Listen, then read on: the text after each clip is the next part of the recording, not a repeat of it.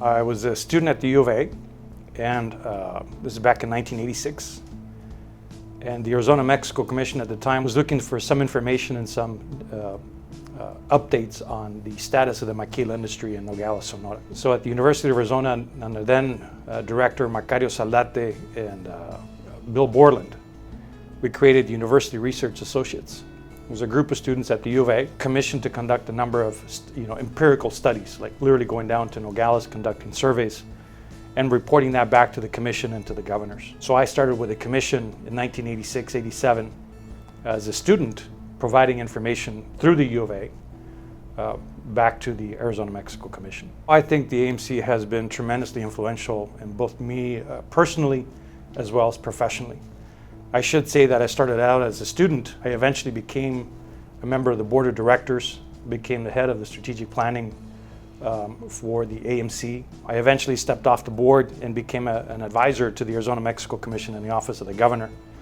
But even when I was on the board, we did a number of initiatives through the Arizona-Mexico Commission that have had a tremendous impact, not just at that moment, but that continue to have impact on the Arizona-Mexico relationship in the Arizona-Mexico region.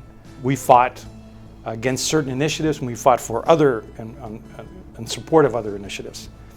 For instance, we were involved in, I think it was in 1994, the State Department announced certain budget cutbacks that threatened the closing of the Hermosillo consulate, the U.S. consulate in Hermosillo. So we fought against that, but not only were we successful in maintaining the consulate, but because of those efforts, the new consulate was opened up in Nogales.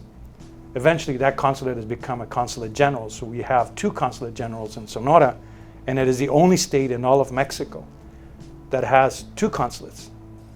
Considering there are only, I think it's 9 consulates plus the embassy in the entire country, and 2 of those principal consulate generals are located in Sonora. Much of that is due to the Arizona-Mexico Commission. I think part of the trick has been it's not the AMC by itself, but the fact that it becomes a convener, a leader, and drives initiatives that require the involvement of hundreds of people in many instances at the local level, at the border, on the Mexican side, and even beyond. I think we're underestimating the value of that and the significance it has for the entire region. But the Arizona-Mexico Commission has been involved in promoting our border infrastructure, from creating, back in 2012, if I remember correctly, Vision 2015, that by 2015, I think it was actually 2011, by 2015 we would more than double our throughput capacity, our ports of entry. We actually accomplished that about a year and a half early. We continue to build the relationship with other states in Mexico. We're building our relationship with Sinaloa, Baja California, Chihuahua, Mexico City. We've conducted a number of trade missions to Mexico City and Estado de Mexico and the city of Toluca. The accomplishments are so many on education, on culture, on agribusiness. The timing couldn't have been more appropriate. On November of last year, we had the summit in Hermosillo, and from there, Governor Ducey and a very small delegation flew to Mexico City for the inaugural for President Lopez Obrador.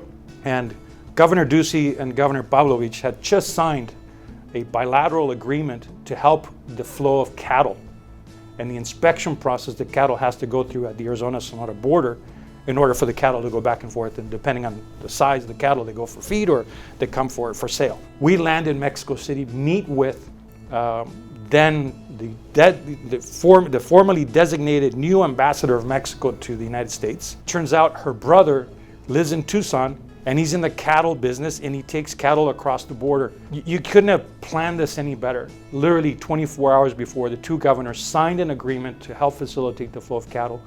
And by the way, cattle is one of the most important sectors of agribusiness in the Arizona-Sonora region. And the next day, we're telling the Mexican federal government of this accomplishment at the national, binational, but at the state level. The ambassador takes that information and goes, wow, this is exactly the type of thing that we're looking to expand on, not only in Arizona-Sonora, but border-wide. That's just another one of the accomplishments, and there are so many. But that one just sticks in my mind because it was literally 24 hours later, this was having a binational significance.